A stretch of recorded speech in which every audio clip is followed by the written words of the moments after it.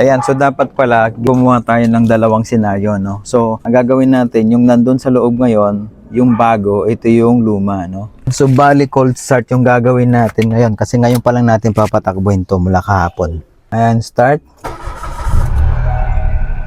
Ayan, so, puntahan natin yung live data. Puntahan natin yung RPM. Yun, so 957 kasi ano to, cold start to ha. So 145 ngayon. Yan yung kanyang RPM 900 plus, no. So after 5 minutes, ito na yung kanyang RPM nasa 765 or 750 pataas, no.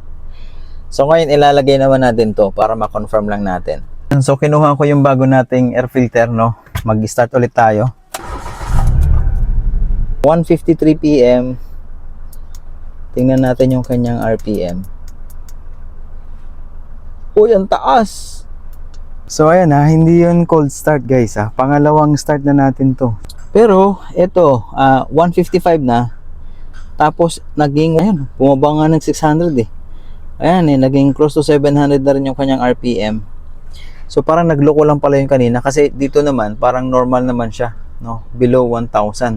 Okay. So, ito yung bago nating air filter. Ayan, so ayun na nga, mukhang hindi nakatulong sa inyo itong video na to. Medyo nakagulo lang, no? I think tama yung assumption ng isa na pagka matagal nang naka-start or warm up na yung engine, magko-close to 700 yung RPM pag normal, no? So, I don't know kung paano nakatulong sa inyo itong video na to, kung nakagulo lang. Pero kung gusto niyo mag-order ng bagong air cleaner, no, ilalagay ko yung link dyan sa baba.